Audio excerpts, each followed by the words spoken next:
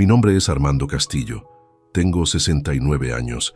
Y el 22 de diciembre de este año mi nuera Esperanza me empujó físicamente hacia la puerta de mi propia casa mientras me gritaba: «Si no pagas $500 por mes de alquiler, duerme afuera como el parásito que eres».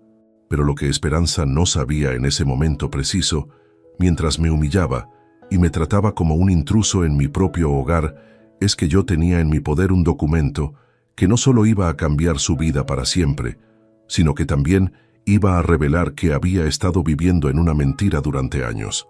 Esta es la historia de cómo una nuera codiciosa puede convertirse en la peor pesadilla de su suegro, y cómo ese suegro encontró la manera más devastadora de demostrarle quién realmente tenía el poder en esa casa. Quédate hasta el final, porque lo que vas a escuchar te va a demostrar que a veces la justicia llega de las maneras más inesperadas, y que nunca se debe subestimar a un hombre mayor que ha vivido lo suficiente para saber cómo protegerse. Y contame desde qué país me estás escuchando, porque necesito saber si en todo el mundo hay nueras capaces de echar a sus suegros de sus propias casas.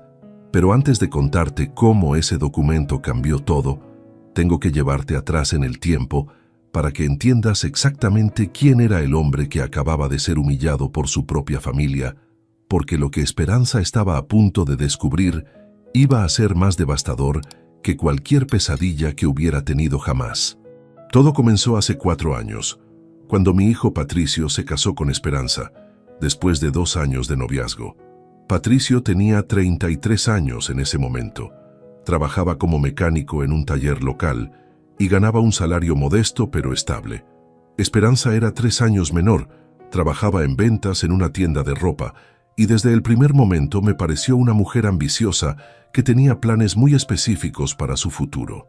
Mi esposa Dolores había muerto 5 años antes de la boda de Patricio, después de 42 años de matrimonio.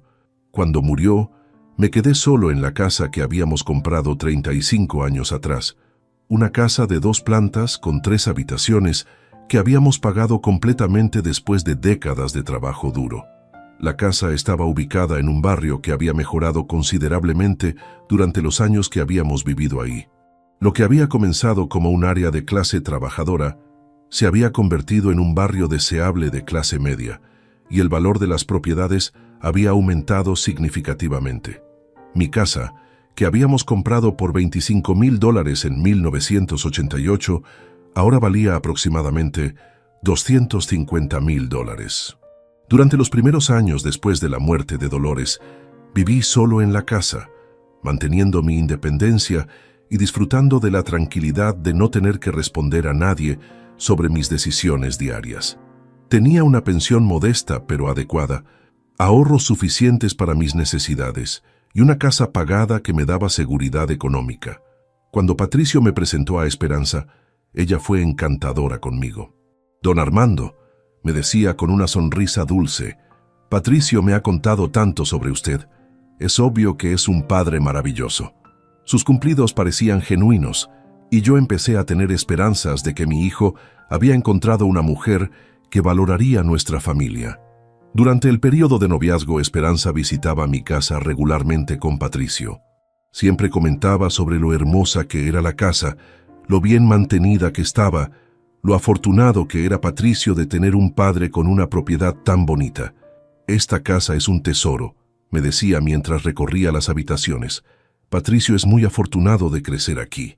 Después de la boda, Patricio y Esperanza alquilaron un departamento pequeño cerca del centro de la ciudad, que era lo que podían permitirse con sus salarios combinados, pero era obvio que Esperanza no estaba satisfecha con las limitaciones económicas de su nueva vida matrimonial.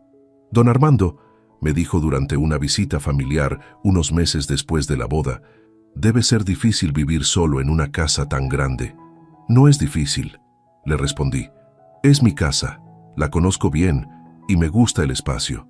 «Sí, pero ¿no se siente sola a veces?»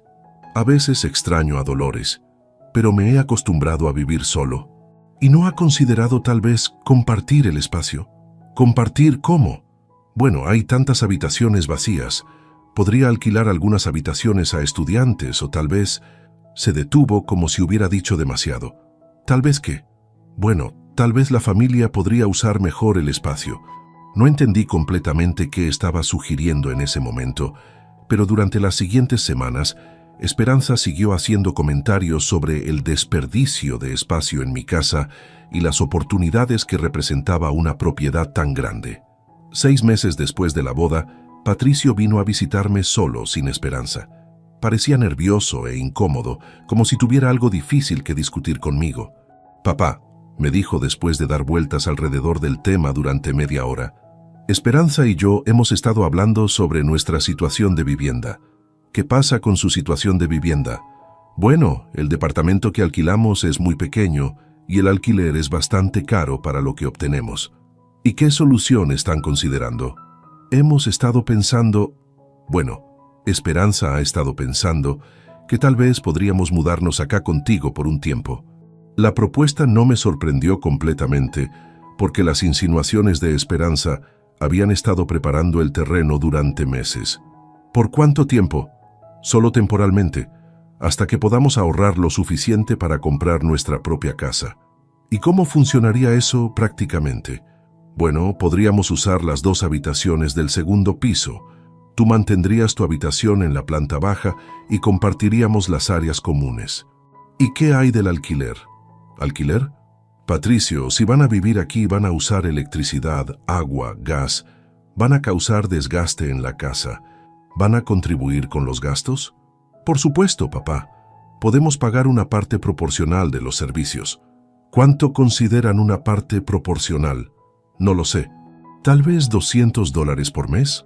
$200 por mes por usar 2 habitaciones en una casa que valía $250,000, en un área donde habitaciones individuales se alquilaban por $300 cada una. Era obviamente una fracción de lo que pagarían en cualquier otro lugar.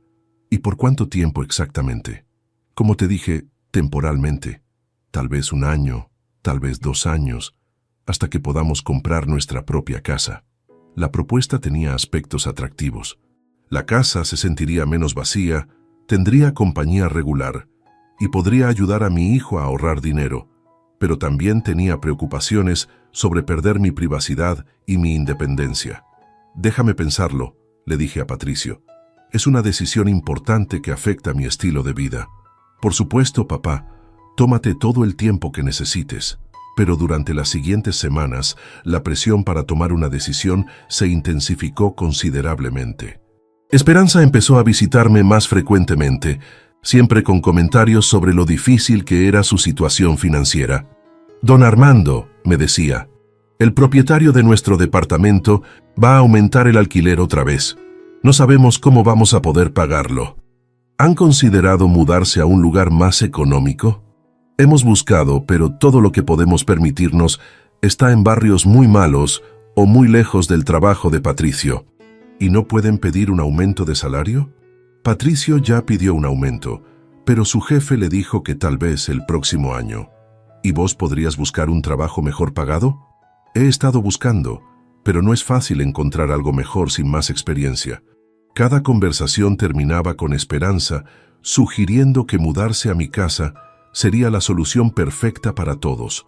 Yo tendría compañía, ellos tendrían una vivienda mejor y más económica, y todos ganarían. Después de 6 semanas de estas conversaciones, finalmente accedí a dejarlos mudarse temporalmente. «Está bien», le dije a Patricio. «Pueden mudarse por 1 año máximo, pagando $250 por mes por servicios y uso de la casa». «Gracias, papá», me dijo abrazándome. «Te prometo que no te vas a arrepentir». Patricio y Esperanza se mudaron la semana siguiente, trayendo sus muebles y pertenencias personales. Al principio todo funcionó relativamente bien. Ellos usaban las habitaciones del segundo piso, yo mantenía mi habitación en la planta baja y compartíamos la cocina y la sala según horarios informales que habíamos establecido. Pero gradualmente empecé a notar cambios sutiles en la dinámica de la casa. Esperanza comenzó a tomar decisiones sobre la decoración y el arreglo de las áreas comunes sin consultarme. «Don Armando», me decía cuando yo notaba que había movido muebles o cambiado cortinas, «solo estoy tratando de hacer que la casa se vea más acogedora para todos». Pero esta es mi casa, le decía. Me gustaría que me consultaras antes de hacer cambios. Por supuesto, tiene razón. La próxima vez le voy a preguntar primero. Pero la próxima vez nunca llegaba. Los cambios continuaron sin consultas, cada uno justificado como una mejora pequeña que beneficiaría a todos. Después de 6 meses, cuando se suponía que deberíamos evaluar cómo estaban funcionando las cosas, Esperanza empezó a sugerir que el arreglo se volviera más permanente. «Don Armando», me dijo, «¿no le parece que esto está funcionando bien para todos?» «Ha funcionado mejor de lo que esperaba», admití. «Entonces tal vez podríamos extender el arreglo un poco más». «¿Cuánto tiempo más?» «Bueno, tal vez indefinidamente, hasta que encontremos la casa perfecta para comprar». «¿E indefinidamente significa qué exactamente?» «Significa mientras funcione para todos». Era una respuesta vaga que efectivamente convertía un arreglo temporal en una situación de vivienda permanente sin fecha de finalización específica. «Esperanza», le dije, «cuando accedí a esto fue con el entendimiento de que sería temporal». «Sí, pero las circunstancias cambiaron. El mercado inmobiliario está muy caro ahora. Va a tomar más tiempo ahorrar para una casa propia». «¿Y cuánto tiempo más calculan que va a tomar?» «Es difícil saberlo. Tal vez 3 o 4 años más». 3 o 4 años más. Lo que había comenzado como un año temporal se había convertido en un compromiso de 5 años o más. ¿Y qué pasa si yo quiero recuperar mi casa antes de eso? ¿Por qué querría hacer eso? Esto está funcionando bien para todos. Tal vez quiera mi privacidad de vuelta. Tal vez quiera usar las habitaciones del segundo piso para otros propósitos. ¿Qué otros propósitos? Esperanza, no tengo que justificar qué quiero hacer con mi propia casa. No, pero estaría echando a su hijo y su nuera a la calle sin una buena razón. La razón sería que es mi casa y puedo decidir quién vive en ella. Sí, pero eso sería muy cruel después de que hemos estado viviendo aquí y contribuyendo a los gastos. Contribuyendo a los gastos. $250 por mes por usar 2 habitaciones en una casa de $250,000 no era exactamente una contribución significativa a los gastos. Durante el segundo año, las cosas empezaron a cambiar más dramáticamente. Esperanza empezó a tratar la casa como si fuera suya, no como si fuera una huésped en mi casa. Organizaba reuniones familiares sin consultarme, invitaba amigos sin avisarme y tomaba decisiones sobre reparaciones y mantenimiento sin pedirme permiso. «Esperanza», le dije cuando descubrí que había contratado un jardinero sin consultarme, «no podés contratar servicios para mi casa sin mi autorización». Pensé que le gustaría la sorpresa. No me gustan las sorpresas que involucran gastos en mi propiedad. El jardín necesitaba trabajo y pensé que sería lindo mantenerlo bien. Si el jardín necesitaba trabajo, deberías habérmelo dicho para que yo decidiera qué hacer. ¿Y si yo pago el jardinero? No se trata del dinero. Se trata de que esta es mi casa y yo tomo las decisiones sobre ella. Sí, pero vivimos acá también. Tenemos derecho a opinar sobre el mantenimiento. Tienen derecho a sugerir, no a decidir unilateralmente. Está bien, la próxima vez voy a preguntar primero. Pero como antes, la próxima vez nunca llegaba. Las decisiones unilaterales sobre mi casa continuaron, cada una justificada como una mejora o una necesidad que beneficiaría a todos. El tercer año fue cuando la situación se volvió realmente problemática. Esperanza había dejado su trabajo en la tienda de ropa y había comenzado a trabajar desde casa en un negocio de ventas online. Esto significaba que estaba en la casa todo el día, esencialmente convirtiendo mi hogar en su oficina. «Don Armando», me dijo cuando le pregunté sobre el aumento del tráfico de gente que venía a la casa, «solo recibo algunas entregas para mi negocio». «¿Cuántas entregas por día?» «No muchas. Tal vez 5 o 6. 5 o 6 entregas comerciales por día en una casa residencial en un barrio tranquilo. ¿Y los clientes que vienen a recoger productos?» «Solo ocasionalmente, y siempre con cita previa». «Esperanza, estás operando un negocio en mi casa sin haberme consultado. No es realmente un negocio, es solo ventas suplementarias». ¿Ventas suplementarias que requieren entregas diarias y visitas de clientes? Es muy pequeño, don Armando. No causa molestias. Sí causa molestias. Y también puede violar las regulaciones de zonificación del barrio. ¿Regulaciones de zonificación? Este es un barrio residencial. Operar negocios comerciales desde casas residenciales puede estar prohibido. Pero nadie se va a quejar. Los vecinos ya me han preguntado sobre el aumento del tráfico. ¿Y qué les dijo? Les dije que iba a investigar qué estaba causando el tráfico adicional. ¿Y ahora qué va a decir? Voy a decir que mi nuera va a cerrar su operación comercial en mi casa. No puede hacer eso. Este negocio es mi fuente de ingresos. Entonces necesitas encontrar otro lugar para operarlo. Pero acá no pago alquiler comercial. Exacto, porque esta no es una propiedad comercial. Pero estamos viviendo acá. Tenemos derechos. Tienen derecho a vivir acá según los términos que acordamos. No acordamos que podrían operar un negocio comercial desde mi casa. Esa conversación marcó el comienzo de la guerra abierta entre Esperanza y yo. Durante las siguientes semanas, ella se resistió a cerrar su operación comercial, argumentando que tenía derechos de inquilino que protegían su uso de la casa. Don Armando me dijo durante una de nuestras discusiones cada vez más tensas: hemos estado viviendo acá durante 3 años. Tenemos derechos establecidos. ¿Qué derechos establecidos? Derechos de inquilino. No puede echarnos sin causa justa y sin aviso apropiado. ¿Quién dijo algo sobre echarlos?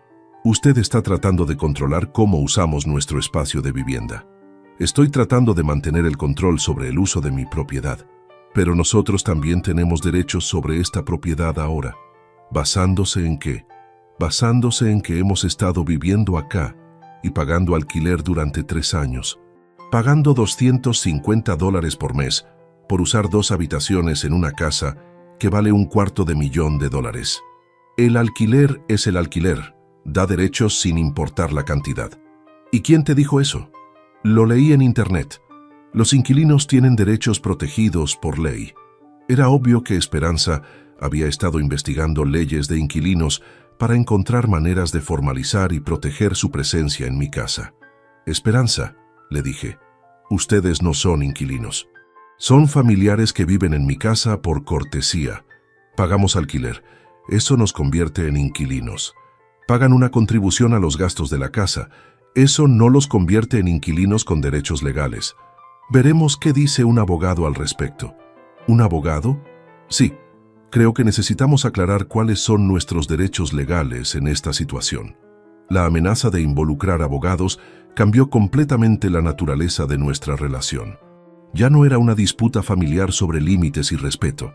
Se había convertido en una batalla legal potencial sobre derechos de propiedad. Durante las siguientes semanas, traté de hablar con Patricio sobre el comportamiento de su esposa, pero él estaba claramente atrapado en el medio. Papá, me dijo, entiendo tus preocupaciones, pero Esperanza también tiene puntos válidos. ¿Qué puntos válidos?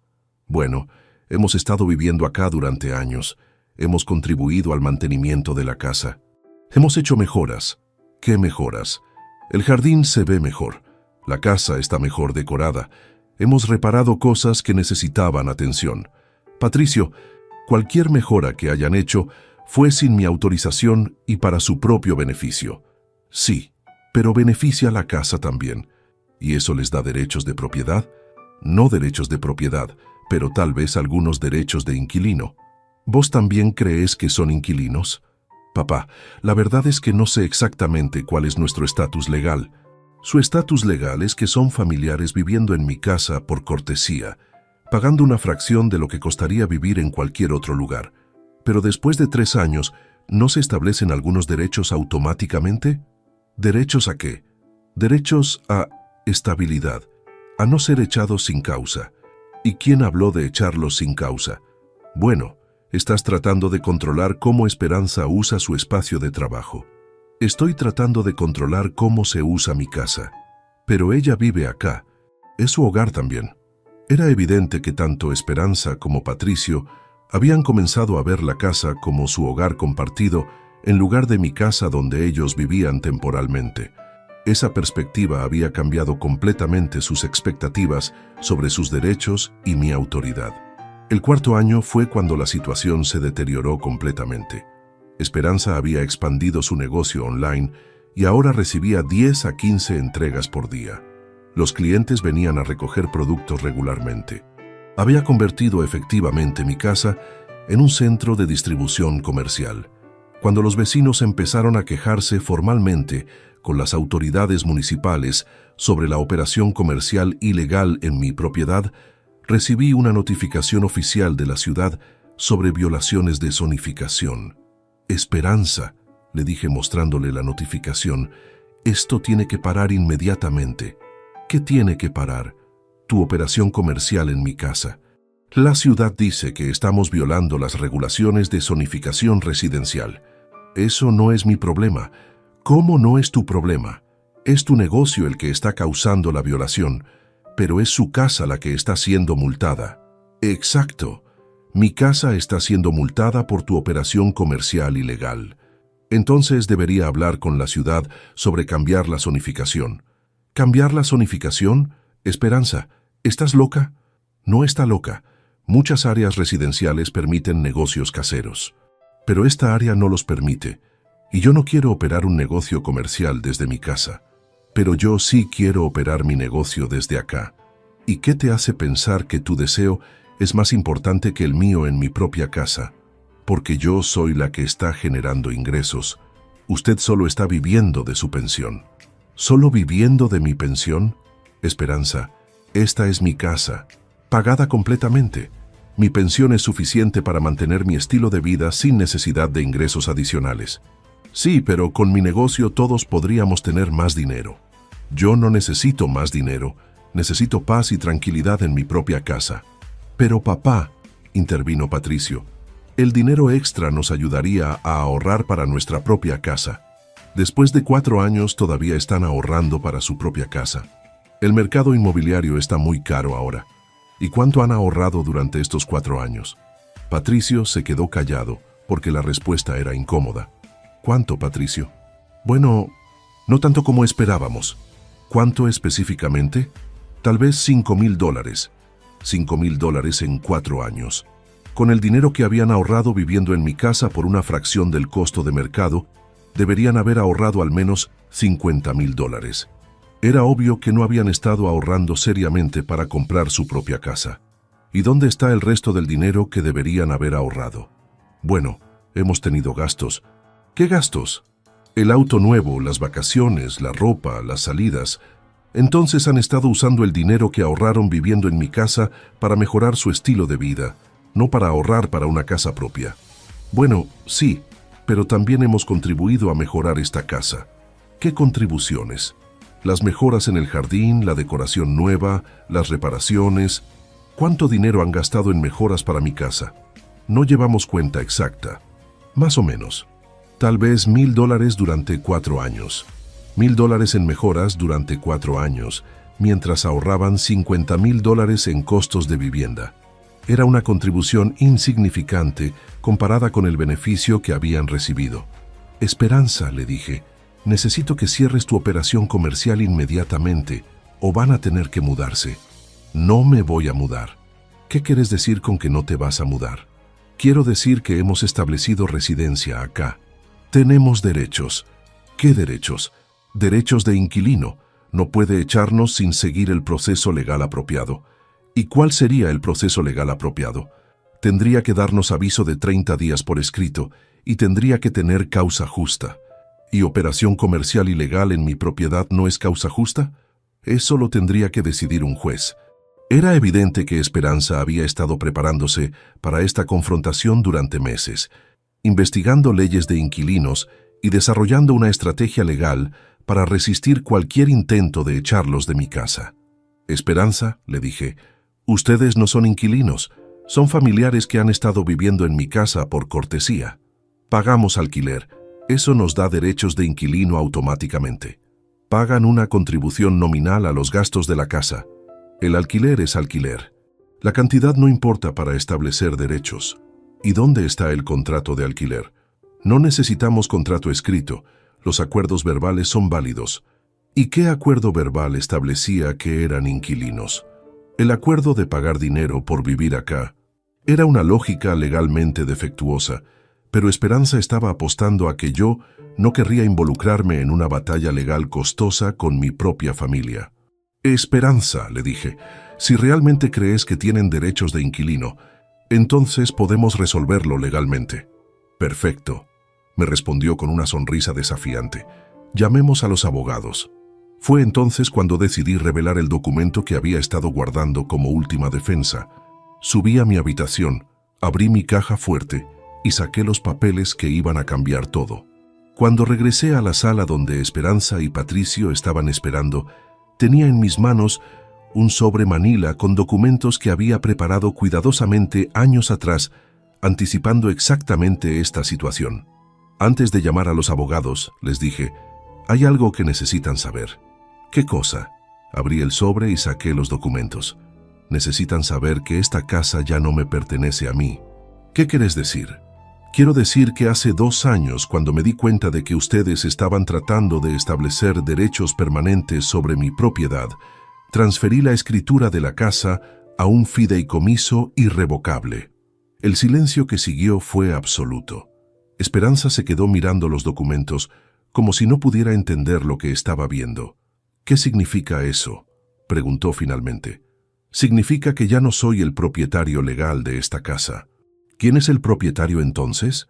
El fideicomiso es el propietario, y el beneficiario del fideicomiso es mi sobrino Alberto, que vive en otra ciudad. ¿Tu sobrino? Sí.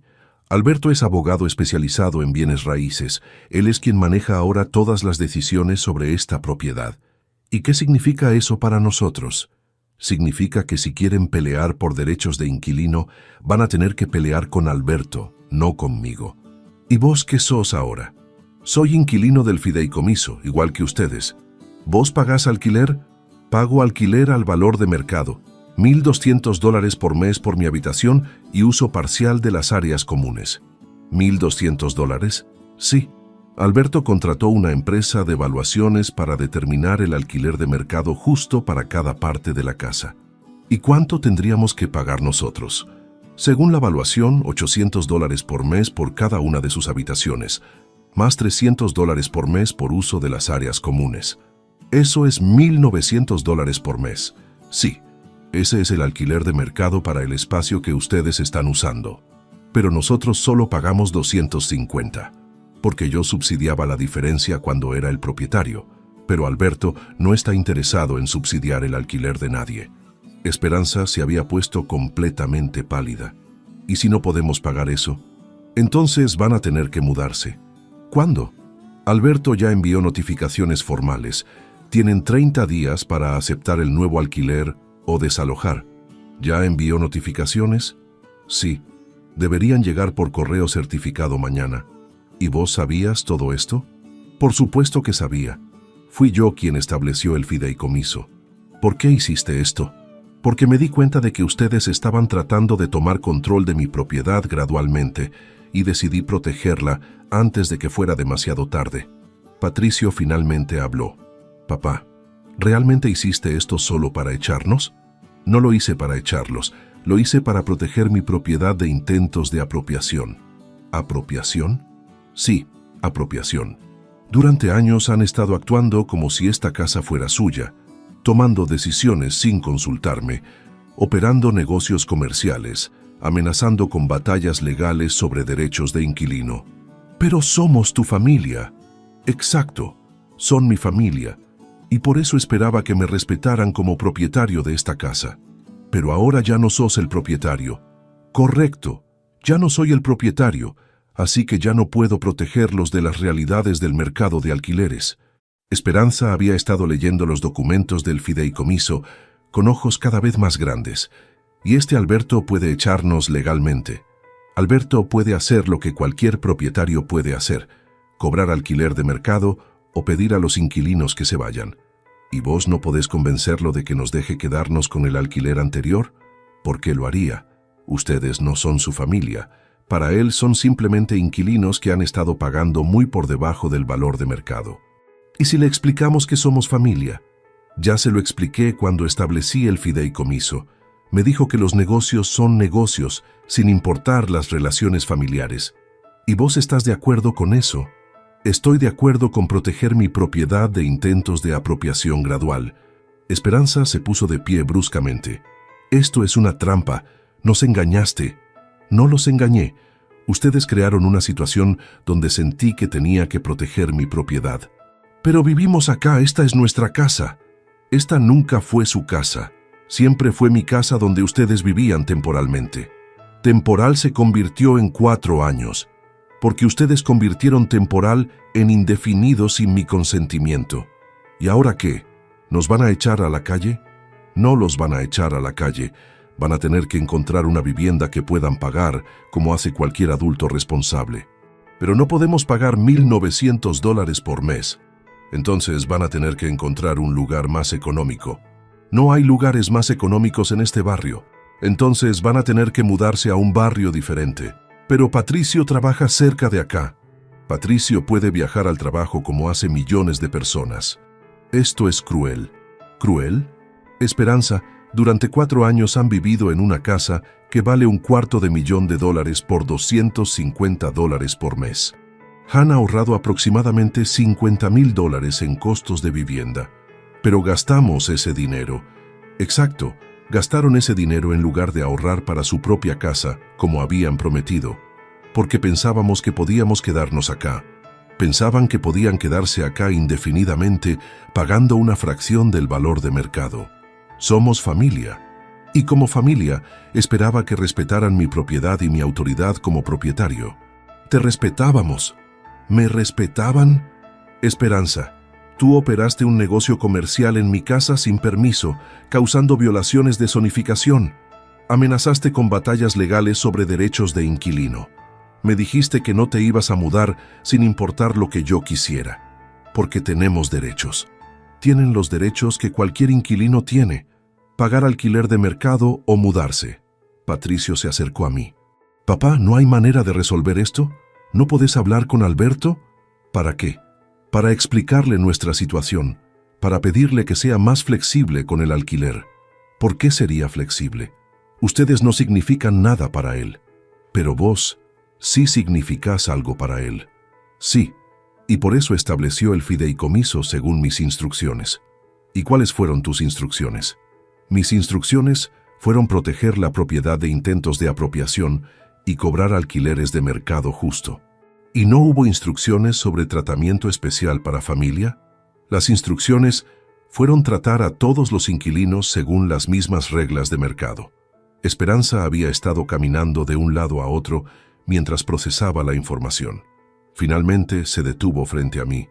«Don Armando», me dijo con una voz que había perdido toda su arrogancia anterior, «¿qué tenemos que hacer para quedarnos? Tienen que pagar $1,900 por mes de alquiler, más depósitos de seguridad». «¿Cuánto de depósito?» 2 meses de alquiler por adelantado, $3,800. «No tenemos tanto dinero». «Entonces van a tener que mudarse». «¿Y si conseguimos el dinero?» «Si pueden conseguir el dinero y Alberto acepta un contrato de alquiler formal, pueden quedarse». «¿Alberto va a aceptar?» «Van a tener que preguntarle a él. Yo ya no tomo decisiones sobre esta propiedad». Era mentira, por supuesto. Alberto era mi sobrino y seguía mis instrucciones, pero ellos no necesitaban saber eso. ¿Podemos hablar con Alberto? Pueden contactarlo directamente. Su información está en los documentos del fideicomiso. Durante los siguientes días, la casa se convirtió en un lugar de tensión constante. Esperanza alternaba entre súplicas desesperadas y amenazas veladas. Patricio trataba de mediar, pero claramente no entendía la magnitud de lo que había pasado. «Papá», me dijo Patricio durante una conversación privada, ¿realmente no hay manera de arreglar esto? ¿Arreglar qué? La situación con el alquiler. ¿No podés hablar con Alberto? Patricio, yo establecí el fideicomiso específicamente para evitar este tipo de presión familiar. Pero no te importa que tengamos que mudarnos. Me importa que hayan aprendido a respetar los derechos de propiedad. ¿Y eso es más importante que nuestra relación familiar? Nuestra relación familiar se dañó cuando Esperanza decidió que podía tomar control de mi casa gradualmente. ¿Y no podemos reconstruir esa relación? Podemos reconstruirla cuando ustedes entiendan que ser familia no significa tener derecho a controlar la propiedad de otros miembros de la familia. ¿Y si Esperanza se disculpa? ¿Se va a disculpar por qué específicamente? Por haber sido irrespetuosa con tu autoridad como propietario. ¿Y va a dejar de operar su negocio desde la casa? Sí, ya cerró el negocio. ¿Y va a aceptar que ustedes no tienen derechos de inquilino especiales? Sí, creo que entiende eso ahora. ¿Y va a aceptar pagar alquiler de mercado si se quedan? Esa es la parte difícil, no sé si podemos pagar tanto. Entonces van a tener que mudarse a algo que puedan pagar. ¿Y si encontramos una forma de pagar? Si pueden pagar y Alberto acepta, pueden quedarse. Pero van a seguir siendo las mismas reglas estrictas. Van a ser las reglas normales entre propietario e inquilino. ¿Eso significa que no vamos a ser tratados como familia? Van a ser tratados como familia en cuestiones familiares y como inquilinos en cuestiones de vivienda. ¿Y cuál es la diferencia? La diferencia es que las decisiones sobre la propiedad las va a tomar el propietario, no los inquilinos. Durante la siguiente semana, Esperanza y Patricio intentaron desesperadamente encontrar maneras de pagar el nuevo alquiler.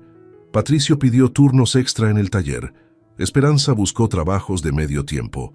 Incluso consideraron pedir dinero prestado a otros miembros de la familia.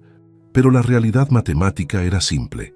No podían pagar $1,900 por mes con sus ingresos actuales. Después de 4 años de vivir con gastos de vivienda artificialmente bajos, habían construido un estilo de vida que dependía de esos ahorros. «Don Armando», me dijo Esperanza una noche, «¿qué va a pasar con usted si nos vamos?» «¿Qué quieres decir?» «Quiero decir que va a estar solo otra vez. Estuve solo durante años antes de que ustedes se mudaran. Puedo estar solo otra vez. Pero no va a extrañar la compañía. Voy a extrañar la compañía, pero no voy a extrañar los conflictos constantes sobre el control de mi casa. ¿Y si prometemos que no va a haber más conflictos? Esperanza, ustedes ya no pueden hacer promesas sobre el control de esta casa. Esas decisiones las toma Alberto ahora. ¿Pero usted tiene influencia con Alberto? Tengo una relación con Alberto, pero él maneja el fideicomiso según las reglas que establecimos. Y esas reglas no permiten tratamiento especial para familia. Esas reglas permiten tratamiento justo para todos, sin importar las relaciones familiares. Eso significa que nunca vamos a poder negociar. Significa que van a tener que negociar como cualquier inquilino, basándose en su capacidad de pago y su historial como inquilinos. ¿Cuál es nuestro historial como inquilinos? Tienen un historial de 4 años pagando muy por debajo del valor de mercado, operando negocios no autorizados y resistiéndose a la autoridad del propietario. Eso no suena como un buen historial. No es un buen historial. Al final, Esperanza y Patricio no pudieron conseguir el dinero para el nuevo alquiler.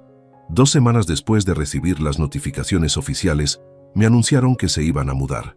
¿A dónde van a ir?, les pregunté. Encontramos un departamento en el lado oeste de la ciudad, me respondió Patricio. Es más pequeño y más lejos del trabajo, pero es lo que podemos pagar. ¿Cuánto van a pagar? $1,200 por mes por un departamento de 2 habitaciones. Era irónico. Habían rechazado pagar $1,900 por mes por usar 2 habitaciones en una casa valorada en $250,000, pero estaban dispuestos a pagar $1,200 por mes por un departamento pequeño en un barrio menos deseable. ¿Y qué van a hacer sobre ahorrar para su propia casa?, les pregunté. Vamos a empezar un plan de ahorro serio, me dijo Esperanza, sin distracciones ni gastos innecesarios. Como el plan de ahorros que tenían cuando se mudaron acá hace 4 años. Este va a ser diferente. Aprendimos la lección. ¿Cuál lección? La lección de que vivir con subsidios familiares no nos enseña responsabilidad financiera real. Era una observación sorprendentemente madura de Esperanza. ¿Y qué más aprendieron? Aprendimos que ser familia no significa tener derecho a controlar la propiedad de otros miembros de la familia. Y aprendimos que el respeto es más importante que la conveniencia. Se mudaron 2 semanas después. La casa se sintió extrañamente silenciosa después de 4 años de actividad constante, pero también se sintió pacífica de una manera que no había experimentado desde antes de que llegaran. 6 meses después de su mudanza, recibí una visita inesperada. Era Esperanza, sola, tocando el timbre una tarde de sábado. «Hola, don Armando», me dijo cuando abrí la puerta. «¿Puedo hablar con usted?» «Por supuesto, entra». Se veía diferente, menos arrogante, más humilde, como si los últimos meses hubieran sido una experiencia de crecimiento para ella. «Vine a disculparme», me dijo una vez que nos sentamos en la sala. «¿Disculparte? ¿Por qué?» «Por haber sido irrespetuosa con usted y su propiedad, por haber tratado de tomar control de su casa, por haber actuado como si tuviéramos derechos que no teníamos». «¿Y qué te hizo darte cuenta de eso? Vivir en el mundo real, pagar alquiler de mercado, tener que seguir reglas de propietarios que no nos conocen y no nos deben favores familiares. ¿Y cómo ha sido esa experiencia? Difícil, pero también educativa. Me di cuenta de lo privilegiada que había sido nuestra situación en su casa». «¿Y qué aprendiste específicamente?» «Aprendí que los favores familiares son regalos, no derechos. Aprendí que cuando alguien te da un descuento en vivienda, estás en deuda con esa persona, no al revés. ¿Y qué más? Aprendí que tratar de tomar control de la propiedad de alguien más es una forma de robo, incluso si esa persona es familia». Era una admisión más profunda de lo que había esperado escuchar. «¿Y cómo está Patricio manejando todo esto?» «Al principio estaba enojado con usted, pero después de unos meses pagando alquiler completo y viviendo según las reglas de un propietario desconocido, empezó a entender por qué usted hizo lo que hizo. ¿Y sus finanzas? Están apretadas, pero estamos aprendiendo a vivir dentro de nuestros medios reales en lugar de vivir con subsidios. ¿Y el plan de ahorros? Es lento, pero es real. Hemos ahorrado más en 6 meses viviendo solos que en 4 años viviendo acá». «Camor, ¿qué crees que es eso?» «Porque cuando vivíamos acá sabíamos que teníamos una red de seguridad. No teníamos incentivo real para ser disciplinados financieramente. ¿Y ahora? Ahora sabemos que nadie más va a resolver nuestros problemas financieros. Tenemos que ser responsables nosotros mismos». Era exactamente la lección que había esperado que aprendieran. «Esperanza», le dije, «aprecio que hayas venido a disculparte. Significa mucho para mí. ¿Hay alguna posibilidad de que podamos reconstruir nuestra relación familiar?» «Por supuesto, pero va a ser una relación diferente». «¿Diferente cómo?» «Va a ser una relación basada en respeto mutuo en lugar de dependencia financiera». «¿Y eso significa que nunca nos van a ayudar financieramente otra vez?» «Significa que cualquier ayuda financiera futura va a ser un regalo claramente definido, no un arreglo de vida ambiguo». «Entiendo. ¿Y usted puede perdonarnos por cómo actuamos?» «Ya los perdoné, pero el perdón no significa que las cosas vuelvan a ser como antes.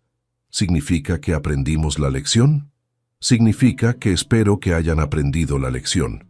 1 año después de su mudanza, Patricio y Esperanza me invitaron a cenar en su departamento. Era pequeño pero acogedor, y podía ver que habían hecho un esfuerzo real para crear un hogar agradable dentro de sus medios. «Papá», me dijo Patricio durante la cena, «quería agradecerte por lo que hiciste». «¿Agradecerme por qué?»